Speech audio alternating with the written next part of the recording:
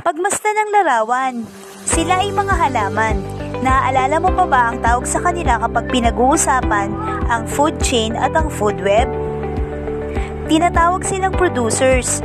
Bakit nga ba sila tinatawag na producers? Sila ay mga living organism na may kakayahang gumawa ng sarili nilang pagkain.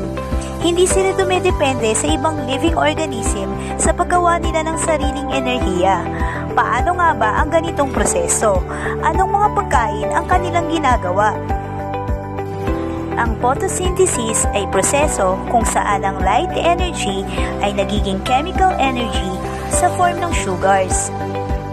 Sa prosesong dulot ng light energy, ang mga glucose molecules ay nabubuo galing sa tubig at carbon dioxide at ang oxygen ay nailalabas bilang byproduct.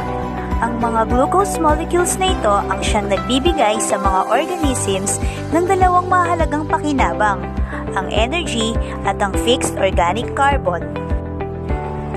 Ang mga glucose molecule ay nagsisilbing gasolina ng mga cells. Ang kanilang chemical energy ay maaaring anihin sa pamamagitan ng prosesong cellular respiration at fermentation. Dito nagaganap ang paglikha ng adenosine triphosphate o ATP, isang maliit na unit na nagdadala ng energy na molecule para sa agarang pangangailangan ng enerhiya ng mga cells. Fixed carbon. Ang carbon na mula sa carbon dioxide na inorganic ay maaaring isama upang maging organic molecules. Ang prosesong ito ay tinatawag na carbon fixation at ang carbon sa organic molecule ay kilala rin bilang fixed carbon. Ang photosynthesis ay mahalaga ang ginagampanan sa ating ecosystem. Ang mga photosynthetic organism katulad ng halaman, algae at iba pang bakterya ay naglalaan ng chemical sa ecosystem sa pamamagitan ng pag-aayos ng carbon na kalaunay nagiging glucose gamit ang light energy.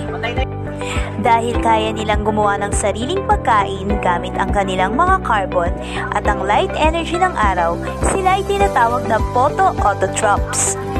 At dahil tayong mga tao at iba pang huri ng mga hayop ay hindi nakakagawa ng sariling pagkain, tayo ay nakadepende sa mga photoautotrophs bilang sila ang pangunahing mapagkukunan ng energy.